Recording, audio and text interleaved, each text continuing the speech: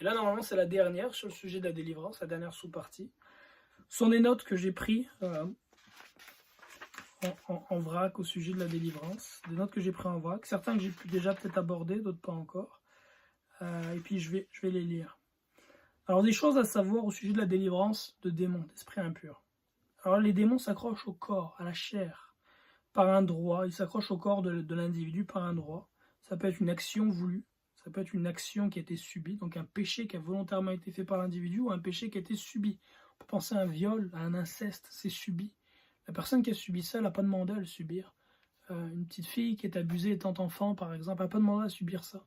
Et malheureusement, s'ouvre la porte pour que cet enfant-là soit habité par des esprits mauvais.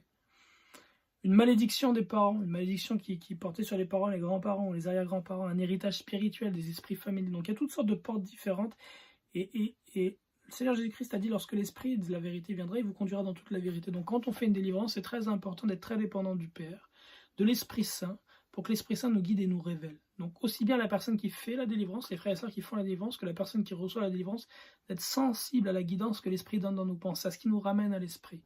Il peut montrer aussi bien à celui qui délivre qu'à celui qui est en train d'être délivré d'où vient le lien, ou les liens qui font que cet esprit-là est là et demeure là. La délivrance commence par une confession précise, ça c'est un élément qui est important, et sincère de ces choses que j'ai nommées précédemment, puis un renoncement et une repentance qui est verbalisée à haute voix.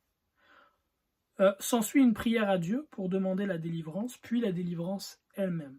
Quand je dis délivrance elle-même, c'est d'adresser l'esprit mauvais et de lui commander de partir, et puis ça peut prendre assez longtemps.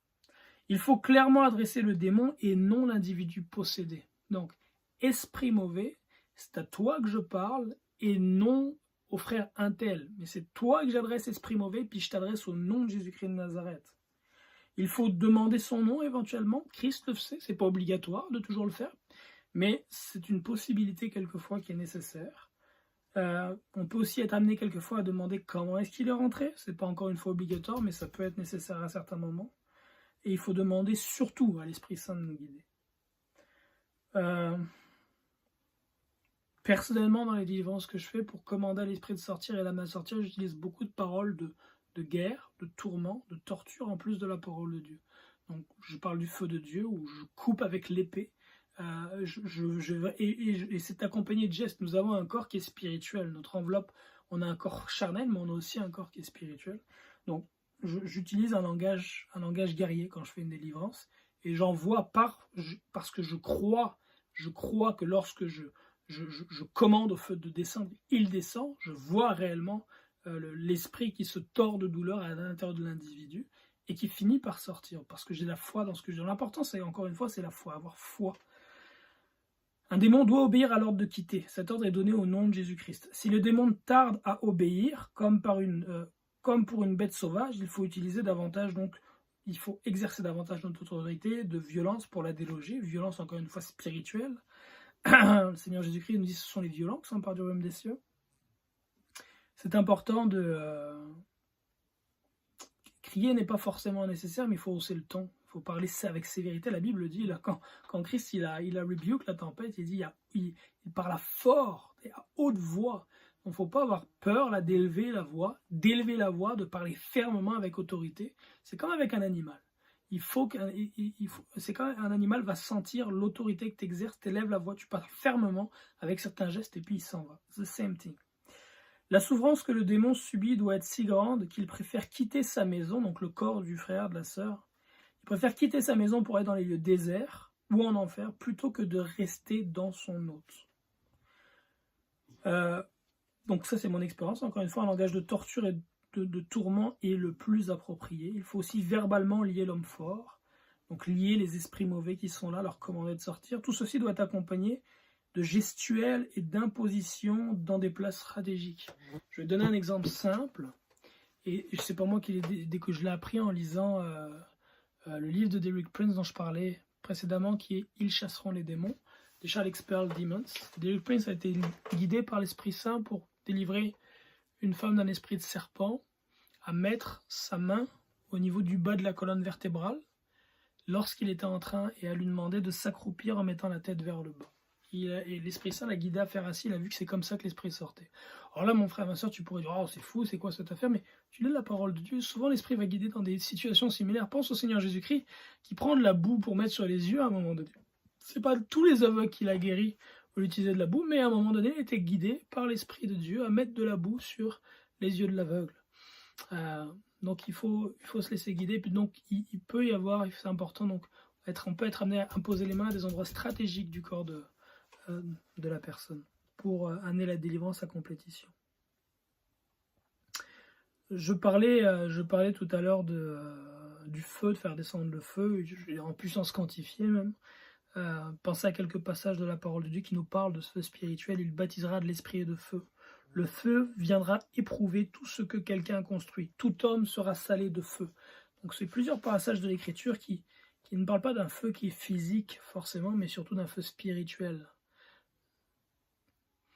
Qu'est-ce que je peux lire d'autre? Je le mentionnais tantôt pour un esprit de serpent qui sont très présents dans les églises, parce que ce sont des esprits religieux. Donc on peut être souvent, lorsqu'on a affaire à une délivrance à un frère et une sœur, être amené à faire une délivrance d'esprit de serpent. Pour un serpent, une façon pour faire cette délivrance-là, c'est de se mettre en boule, que la personne qui va délivrer se mette en boule, face vers le sol, et qu'un frère ou une sœur impose sa main sur la base de la colonne vertébrale pendant qu'il commande aux esprits de serpent de sortir. Les serpents souvent s'enlient les uns avec les autres. It's very... Le Seigneur Jésus-Christ, les choses que je partage là sont vraiment... comment dire? L'Esprit Saint doit révéler puis enseigner. Puis le Seigneur Jésus-Christ a dit, lorsque l'Esprit de la vérité sera venu, il vous enseignera dans toute la vérité. Toute la vérité.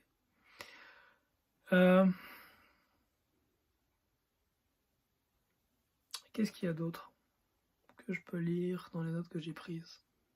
Il faut assumer qu'après une délivrance, qui se traduit souvent par un intense combat du corps, des vomissements, ça peut être des bâillements très forts aussi éventuellement, ou un cri par lequel le démon peut sortir, suivi d'un relâchement de la tension après.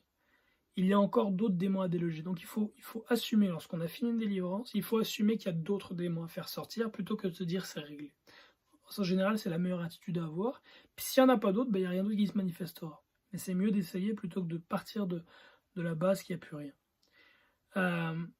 Il semble que chaque démon se tient au corps par l'hameçon du péché. C'est pourquoi au fur et à mesure, des péchés enfouis dans la mémoire ou connus vont venir dans la pensée. C'est important de les confesser, j'en parlais tantôt. Le sentiment de honte, ou plutôt d'orgueil, est une barrière à la confession verbale. Et il faut absolument surmonter ce sentiment de honte ou d'orgueil en demandant l'aide de Dieu. Si tu n'arrives pas à nommer ton péché, commence par dire « j'ai un péché qui me vient à l'esprit. Père, donne-moi le courage d'y renoncer et de le confesser. » La confession doit être précise. Par exemple, ne dis pas « j'ai pratiqué l'impudicité » si ce qu'il te vient à l'esprit est que tu as pratiqué la masturbation. Il faut vraiment être précis. Sois aussi précis dans la confession que ce que le Seigneur y met dans ta tête. C'est très important. Si ce qui te vient à l'esprit, c'est que, je sais pas moi, tu as arrêté une grossesse, par exemple. Enfin, ce qui te vient à l'esprit, c'est quelque chose par rapport à un avortement. Dis pas j'ai arrêté une grossesse. Sois précis. J'ai commis le meurtre. J'ai tué un enfant qui était dans mon sein. Il faut être précis, c'est ça, c'est un meurtre. Il faut vraiment le donner précisément pour obtenir la délivrance, dans le fond.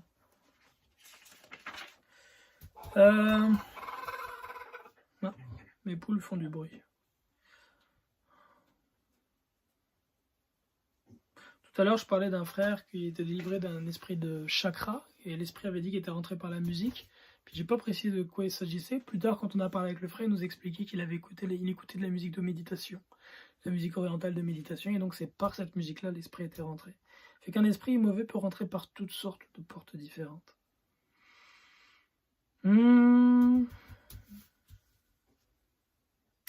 J'ai parlé tantôt du Kundalini, cet esprit religieux, cet esprit de serpent qui est très présent dans les assemblées chrétiennes. Notamment, moi j'étais dans une église pentecôtiste où sa présence dans cette assemblée-là abondait.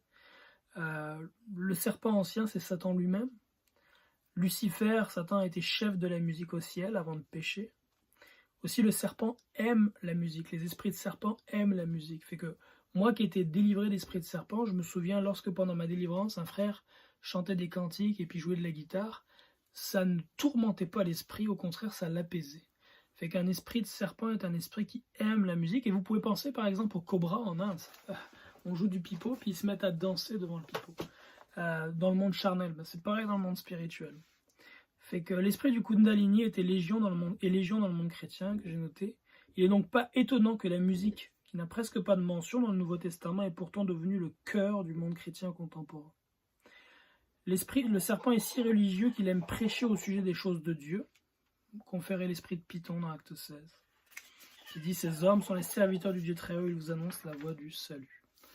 Bon, fait que c'était pas mal plus long que je pensais.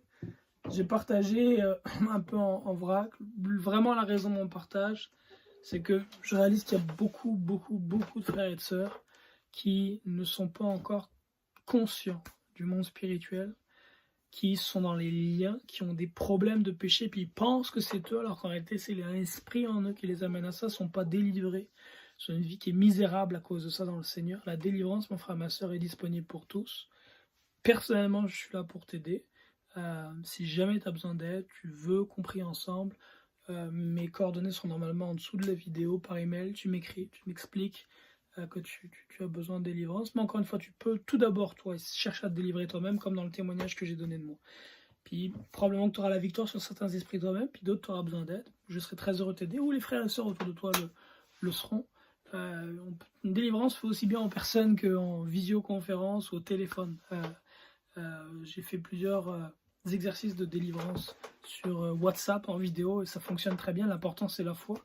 Puis je vais donner un exemple pour ça. Le Seigneur Jésus-Christ a même fait une délivrance sans avoir aucune présence. La femme cananéenne, sa fille était possédée. Elle est venue au pied du Seigneur, elle a demandé la délivrance. Le Seigneur a dit, ta fille est délivrée. Donc il suffit d'avoir la foi. Donc plus on grandit dans le niveau de la foi et plus on n'a même pas forcément besoin même d'être en vue, simplement une simple parole d'autorité, cette personne est délivrée au nom du Seigneur Jésus-Christ. Bon, personnellement, je ne suis pas rendu dans ce niveau-là de foi. J'ai encore besoin de soit d'être en personne ou soit d'avoir l'écran, la vidéo pour pratiquer la délivrance. Mais c'est un peu ça. Fait que je vais finir par une prière. Père, merci pour ta bonté, ta fidélité, ton amour, ta bienveillance. Seigneur, je prie que tu remettes cet enseignement éternel entre les mains, Seigneur Dieu, dans les oreilles et les cœurs de ceux qui ont besoin de l'entendre, Père, s'il te plaît. Je te demande que ça porte du fruit pour amener les uns à la délivrance et les autres à délivrer. Afin que ton corps, Seigneur Jésus-Christ, qui est l'Église, soit sanctifié, purifié, affermi pour le jour de ton avènement et que nous puissions ainsi devenir de plus en plus utiles, Seigneur Jésus-Christ, et qu'il puisse être dit de nous comme tu le dis en ton temps, que le diable n'a rien en nous, qu'il n'a rien en nous. Nous voulons que le diable n'ait aucune part dans nos vies. Merci pour ta bonté et ta fidélité, Père, et si les quelques personnes qui ont besoin de délivrance et que je puis aider, Éternel, je prie que tu leur donnes la sagesse, intelligence, l'humilité nécessaire, Seigneur, pour m'écrire et que tu nous donnes la foi pour obtenir cette délivrance-là par ta grâce. Au nom de Jésus, Amen. Soyez abondamment bénis et à bientôt.